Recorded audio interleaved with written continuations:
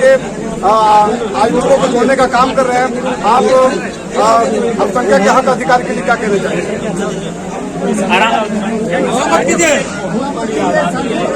और वर्तमान में उनकी आर्थिक सामाजिक जो स्थिति है वो ठीक ठाक नहीं है। उस हिसाब से उनकी भागीदारी जितनी ज्यादा होगी तो उनके समाज की स्थिति, आर्थिक स्थिति ठीक ठाक होगी।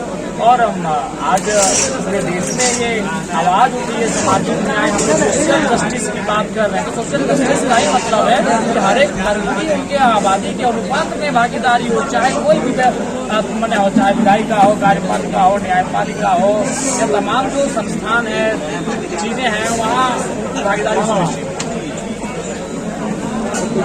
दादा, प्रशासन विभाग से जेल के लोकतंत्र क्रांतिकारी जो मोर्चा से जो हम लोग बोर्ड लगा के या फ्लैग लगा के घूमते हैं या कहीं पे धरना प्रदर्शन करते हैं, उसके लिए पुलिस या प्रशासन द्वारा घृणा नजर से हमारे पार्टी को देखा जाता है। ये ऐसा क्यों? कारण यही है कि आप नई चीजें करना चाहते हैं, आप करप्शन के खिलाफ हैं, आप पूंजीवाद के खिलाफ हैं, आप महाजनी सोच के खिलाफ हैं, तो तकलीफ तो होगी। आज आप भगत सिंह का वो विचार जो कह के गए थे कि आजादी तो हम अंग्रेजों से ले लेंगे, लेकिन कई लोगों क्या तो बना रहे हैं। तो पुलिस प्रशासन अंग्रेजों का ही स्वरूप का है, वो प्रबंधन अंग्रेजों का ही स्वरूप में काम कर रहा है।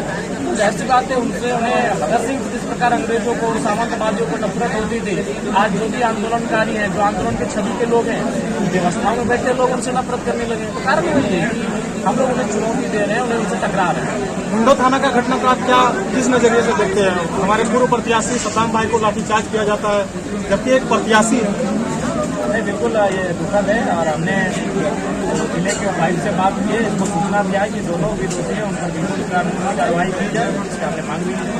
दादा के अहम सवाल, विनोद बिहारी महतो जी का कोई प्रतिमा नहीं बन पाता है, राज्य में जगह नहीं मिलता है, और आपने अपने शहीदों की जगह पर बैनर में अपने शिबू सोरेन जी का, स्वर्गीय शिबू सोरेन जी का आपने ये दिया है।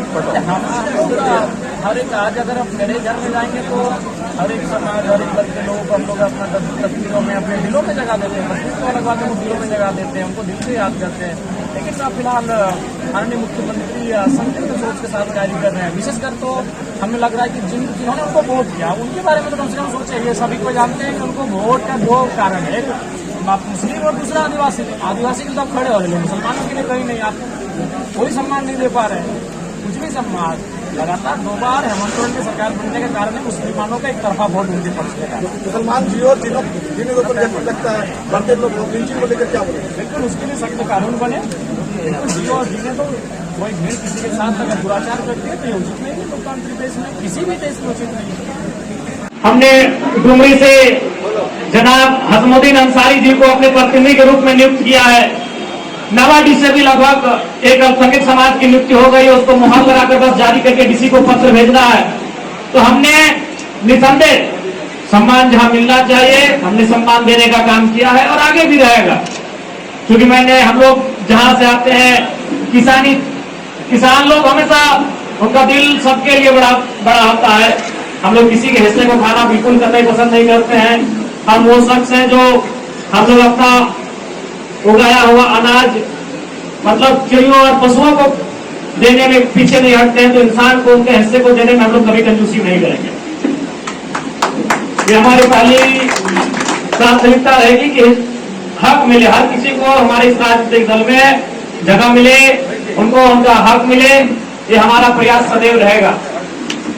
इसलिए और आप सबों का बहुत धन्यवाद कि आज जिस भारी संख्या में अल्पसंख्यक समाज के नौजवान, बुजुर्ग और अन्य राजनीतिक दलों से जुड़े हुए लोग आज हमारे साथ आ रहे हैं, हमारे साथ जुड़ रहे हैं।